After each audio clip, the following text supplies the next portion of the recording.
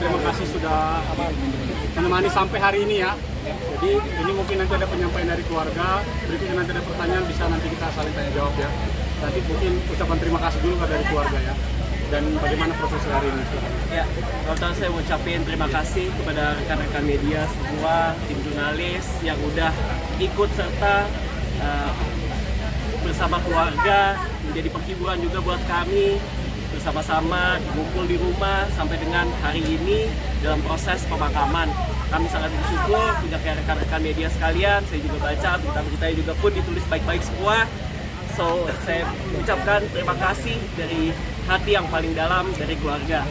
Mungkin saya juga sharing sedikit bahwa Pak Hotma sudah mewariskan hal-hal yang tidak bisa dinilai dengan uang, yang seperti saya tadi sampaikan. Banyak orang menganggap bahwa warisan adalah sebuah materi. Namun bagi kami, warisan yang terbesar adalah intangible asset, warisan yang nggak bisa disentuh. Ada 4 hal tadi saya sharing, ada tentang iman, ada tentang generosity, ada tentang leadership, dan yang terakhir pelayanannya. Pelayanan, bahwa Pak Hotma sudah mempunyai LBH Mawar Saron yang berdiri sejak tahun 2002, dan kami percaya bahwa legacy itu akan terus kita perjuangkan sehingga nama Tuhan terus dipermuliakan. Terima kasih. Yang itu mungkin ada pertanyaan dari teman-teman yang menarik. Atau saya jelaskan dulu ya. Oh, boleh. Ya, jadi hari ini rangkaian acaranya seperti yang sudah diketahui tadi pagi pihak keluarga menyerahkan Pak Hotma kepada negara. Mungkin pertanyaannya kenapa? Karena Pak Hotma ini menerima Satya Lencana Kebaktian Sosial ya dari Presiden SBY pada tahun 2013. Kenapa diberikan? Karena Pak Hotma mendirikan LBH Mawar Saron di tahun 2002 dan sudah memberikan bantuan hukum kepada masyarakat miskin dan tidak mampu. Udah puluhan ribu yang dibantu, sehingga Pak Hotma salah satu yang didominasikan yang mendapatkan Satya Lencana Kebaktian Sosial. Oleh karena itu tadi diserahkan kepada negara dan acaranya kenegaraan yang dipimpin dari militer tadi. Jadi mungkin ada pertanyaan dari teman-teman, kenapa? Itulah jawabannya. Begitu. Nah, kemudian kita berangkatkan ke San Diego Hills. Di sini pun disambut oleh militer juga acara kenegaraan. Dan tadi ditutup juga oleh Serikat Buruh.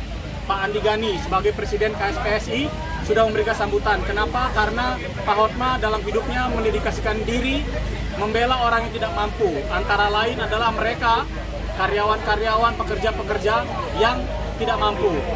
Terutama serikat-serikat buruh yang kami bela dalam judicial review di Mahkamah Konstitusi.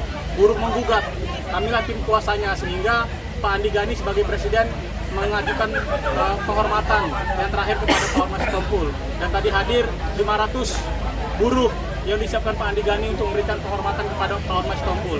Berikutnya juga tadi ada dari Hipakat, Himpunan Putra-Putri Angkatan Darat yang dipimpin oleh Pak Haryara Tambunan juga memberikan penghormatan. Saya juga perlu sampaikan bahwa San Diego Hills ini adalah persembahan dari alumni LBH Mawar Saron.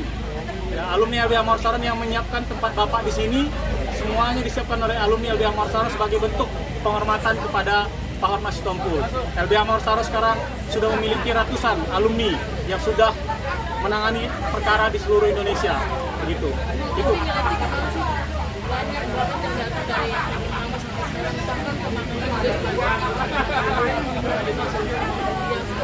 Ya, jadi sejujurnya kami pun, saya pribadi sudah mengikut Pak Hotma belasan tahun, 13 tahun lebih. Saya tidak terlalu kenal siapa yang hadir. Saya bisa duga mungkin beberapa kali kita ajak pembicaraan yang datang, dia sampaikan bahwa saya pernah dibantu dulu. Gereja saya pernah diberikan donasi, bahwa keluarga saya pernah dibantu, bahwa keluarga saya ada masalah hukum, pernah dikonsultasi, dibantu. Mungkin dari tahun-tahun yang lama sampai hari ini mereka masih ingat dan begitu mengena. Seperti yang saya sampaikan kepada rekan-rekan sebelumnya, Pak Hotma itu kelebihannya adalah dia bisa membangun kepekaan terhadap pribadi-pribadi, dan setiap orang itu dia sentuh dengan sentuhan pribadi dan tidak sama, sehingga masing-masing merasakannya gitu. Jadi yang hadir itu pun mungkin Pak Dito, Bu Olin, nggak banyak yang kenal. Kami hanya menyambut saja, tapi mereka yang bercerita, saya dulu teman Pak Hotma, saya dulu dibantu oleh Pak Hotma, begitu. Ini tadi bilang katanya kalau upacara militer itu Papa senang gimana, mungkin keinginan Papa. Mungkin ditambahkan yang ini dulu, nanti ditambahkan yang upacara militer. Banyak banget. Iya, tentunya dari bunga aja yang saya bisa lihat depan rumah kan sangat banyak, dan saya sangat bersyukur, berarti emang papa ini berdampak. Biasanya kita bisa ngelihat orang itu berdampaknya seperti apa pada saat dia udah di kuburan.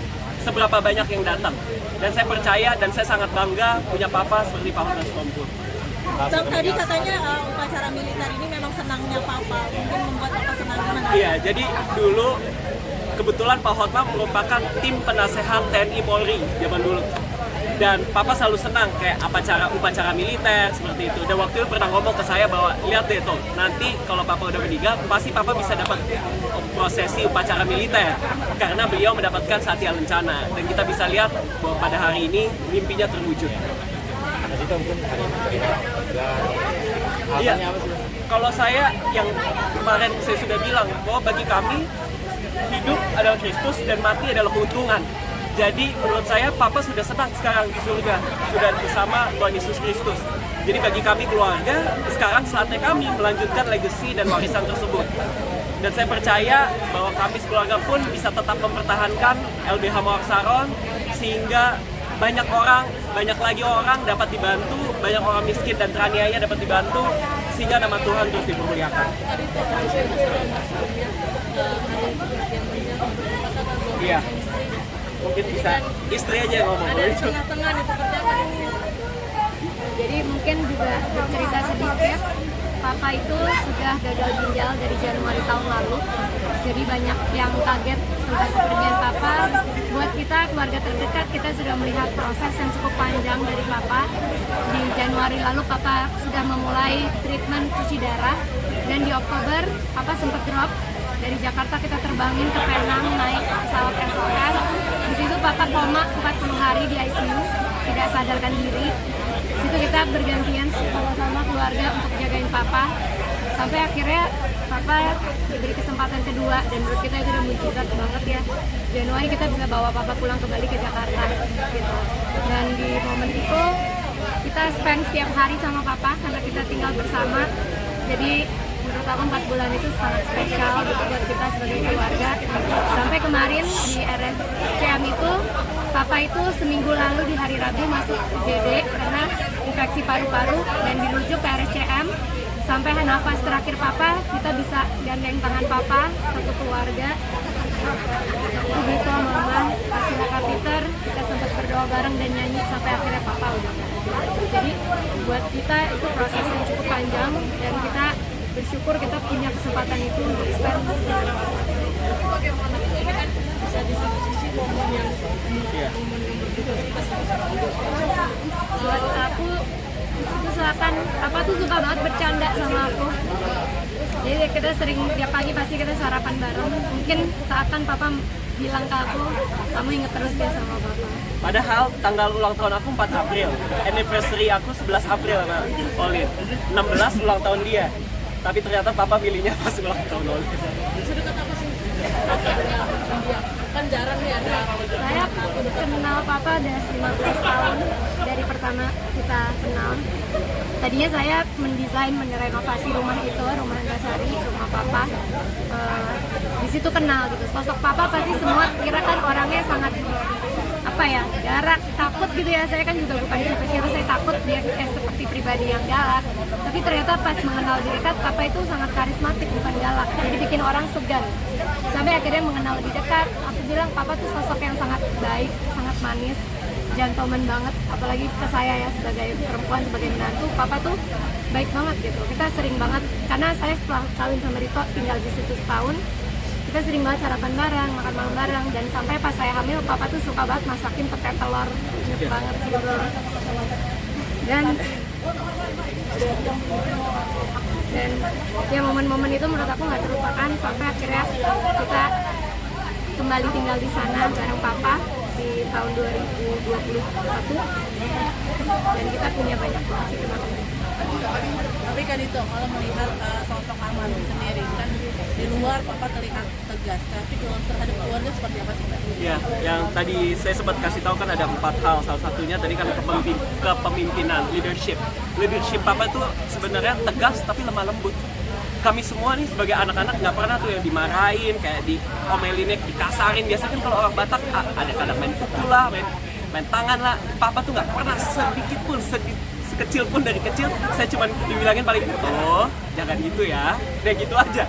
Jadi kita pun mungkin karena dia ngasih taunya secara tegas dan lemah lembut, kita pun juga nurut gitu.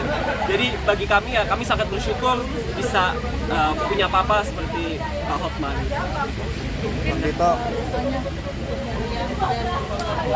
Kalau doanya tentu saya percaya bahwa papa sekarang sudah bahagia, papa sudah tidak sakit-sakit lagi, karena papa, saya percaya papa masih memelihara imannya sampai akhir, sehingga sekarang saya yakin dan percaya papa sudah bersama Yesus Kristus, sehingga buat kami semua juga di sini tinggal melanjutkan 4 legacy yang tadi saya udah ceritakan.